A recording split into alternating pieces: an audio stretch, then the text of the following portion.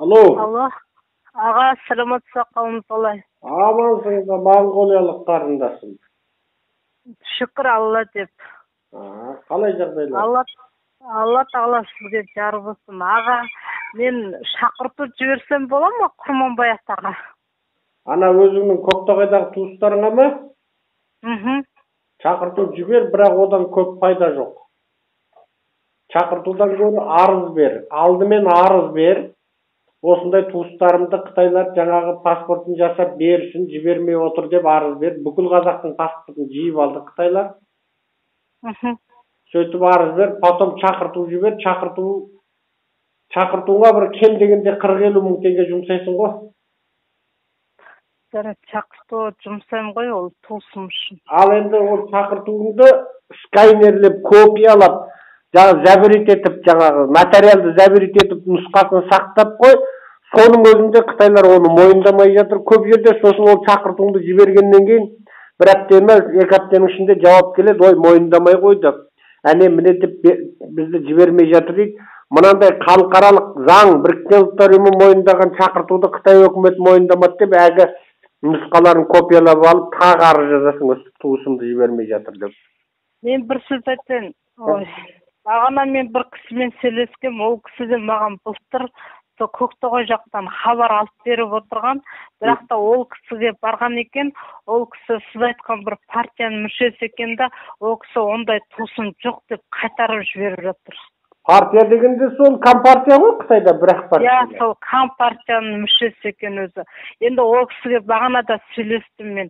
Ол кісі айтады, ол өзі не деген адам дейді, қорқып тұр дейді, ондай туысым жоқ деп сендерден қашқақтап тұр дейді. Сондай бір пәле болып тұр да. Әйтпесе мен ол кісіні өзім болғанда мен Қорғастан сауда келіп жүрген қызбын ғой. Сосын Қорғасқа барып көп қазақтарды кездестірем ғой. Сосын мен сұрайым. Сосын ол қазақтар айтты, енді олар Көктоғай деген Алтай жағы деді ғой. Сол жағы екен.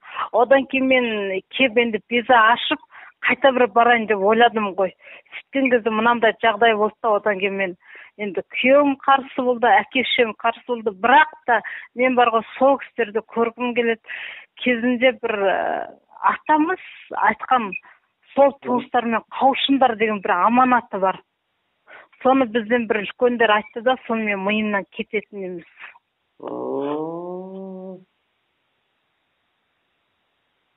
Онда сол сөйт қарындасым, арыз жаз, шақырту жібер, бәрін істе. Арызды кімге берем? Арызды президентке жазасың, Сыртқы істер министрлігіне жазасың, Нұр Отанға жазасың. Так, оны мен енді сіз жолын көрсетіп жіберсеңіз, мен қазір Қарағандыда тұрамын ғой, Телман деген ауылында. Моңғолиядан көшіп келген қарындасың ғой. Мен Моңғолиядан көшіп келгем, руым Ботағара, Жәнібек. Дейтін қарындас сен емессің ба? Мен сені бір ана Көктоғайлық кісілерге қосып қойдым ғой, группаларға қосып. Иә. Сол кісілерді мен білемін, аға. Ол кісілерді мен де тапқам. Сол кісілер айтып отыр, алдында ол кісі Қазақстанға қыдырып кеп, кісілерді емдеп жүрген ғой, одан кейін 2 жылдан кейін келмей қалған. Сол тартып алды құжаттарын, келмей қалғанда басқа түк себеп жоқ. 99% қазақтың құжатын тартып алып, сөйтіп ит қылып отыр. Онда сөйт айналайын қарындасым. Сен ана арыз жазу деген, сен қайсы группада барсың қазір біздің Атажұрттың WhatsApp группасынан? Білмеймін, осы жаңағы сіздердің ана бір ұшақтан бір Үрімжіден бір отбасын қауыштырыпсыздар ғой, сол группадамын мен. Онда сіз сол жерден битесіз. Арыз жазудың үлгілерін жіберіп беріңіз деп сұрасаңыз, кез келген қазақ сізге лақтырып береді арыз жазудың үлгісін. Оны мен Нұр Отанға берем ғой, мына Қарағанды. Сол үлгіге негізде Қарағанды емес, тікелей Астанадағы Головнойына жіберіңіз. Түсінікті. Ол Қарағандының жаңағы орыс болып кеткен қазақтар оны етпейді, Астананың керісінше қазақы жақсы. Сол Нұр Отанның басқа офисіне жіберіңдер. Және бір Қарағандың бір жігіті бір достарын іздеп жатыр екен, сонымен бірге не? Ол біріксеңіз тіптен жақсы. сонымен бірге мен. Өйткені ана Құрманбай деген кісі ол қорқып қалған болып тұр ғой. Мен енді ол кісінің енді шамам келсе керек болса, ол кісі бізді көп шақырған келіндер, біз бара алмаймыз деп, енді біз қалай келеміз? Біз кісі қайтыс болды деген шақырып жіберу керек, ол кісіге. Болды, сөйт онда, жақсы. Маған тағы телефон кіріп жатыр, мен ары көп сөйлесе алмаймын. Жарайды. Сау болыңыз, аман болыңыз, Алла разы болсын. Онда қарындас, мына записті таратайын ба? Таратыңыз. Таратыңыз. Әрбір қазақ оянсын, қазақ екенімізді білсін. Дұрыс, өте дұрыс айтасың. Сен намысымызды бермесін, ешқашан. Іздеу сабыласың. Міне бұл үлкен азаматтық, үлкен адамгершілік бұл деген. Амин. Егер де қандай бір жағдай болса, мен өз жанымды беруге дайынмын. Көктоғайдағы туысыңның аты-жөні кім еді? Құрманбай. Әйелінің есімі Панара. Фамилиясын мен жақсы білмеймін. Төлеген есімді ұлы бар, өзі доктор болып істейді. Руы Ботағара. Жоқ, ол кісінікі Қарақас, мамасының руы Ботағара. Менің әкеме жиен болады ол кісі. Түсінікті болды, онда жақсы. Сенің телефоның 8771 196 3520. Болды, онда сол қалың жаңағы Қарақастар, Ботағаралар сенімен өзі-ақ хабарласады, туысыңның аман саулығын өзің білесің. Сол топта Көктоғайдың қазақтары бар ма деп жаза берсең, бір көктоғайлық білсе болды, ары қарай бәленбай көктоғайлықты тауып аласың. Түсінікті. Жақсы, айналайын. Сенің өзіңнің аты-жөнің кім? Серікгүл. Серікгүл кім кізі? Бақыттың немересі. Бақыт деген кісі, оның бауырлары бар. Арсылым деген бар. Жетеді ол кісілер. Оның ұлы, Бақыттың ұлы Қуанхан Кәсіпхан деген бар.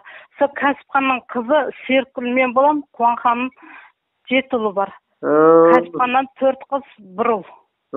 Қуанханнан 7 ұл, 1 қыз. Ал тағы Қуанханның Бақыттың қыздары Әдиша, Үміт, Кесімхан, білет ол кісі бәрін. Ырыздық деген.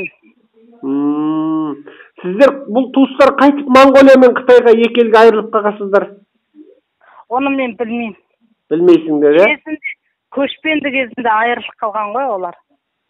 Көктоғай, біреулеріңіз Көктоғай дүре, біреулеріңіз ана Монғолия, енді кәдімгідей арасы біраз жер ғой енді. Мен кем дегенде бір ғасырдың алдында екіге айырылып қалғансыздар, немесе анау 49-жылы Компартия мен қазақтар соғысты ғой Оспан Батырдың кезінде. Ол кезде сендер сол Монғолияға кеткен болуларың мүмкін. Менің күйеуім Оспан Батырдың ұрпағы. Оспан Батырдың ұрпағы ма күйеуің? Менің күйеуім. Аты-жөні кім?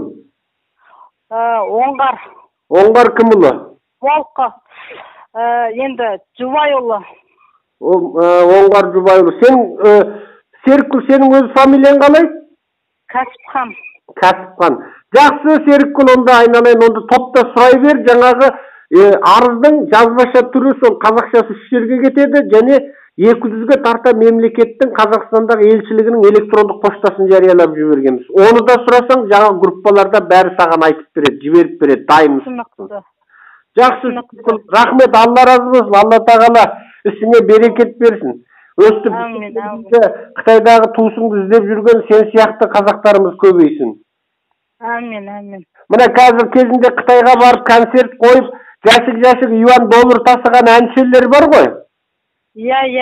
Солардың бүкіл концертін ұйымдастырған Алтай, Іле, Тарбағатай, Үрімжі, Қарамай, Құлжа, Чәуешек, соның бәрінде ұйымдастырған жігіттің бірі аман қалмай тұтқындалып кетті. Ана ақындар айтысын ұйымдастырып, бүкіл бизнесті, сол шоу бизнес жасап жүрген жігіттердің бәрі түрмеге кетті, алды, өлді.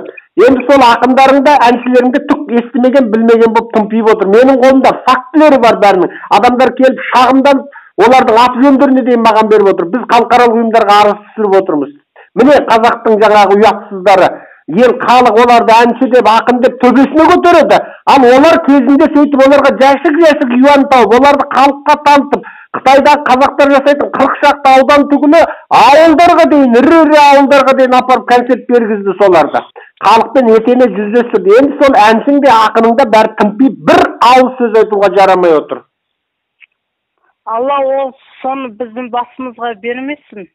Құдай сақтасын. Себебі сізден біздің жүрегімізде қазаққа деген тазалық бар. Ал олардың жүрегінде доллар мен юан ғана бар. Басқа ештеңе жоқ. Дұрыс айтасыз. Олар сол атақтың және ақшаның құлы болып тұр. Жақсы Серікгүл, Алла разы болсын. Бала шағаңызды көріп.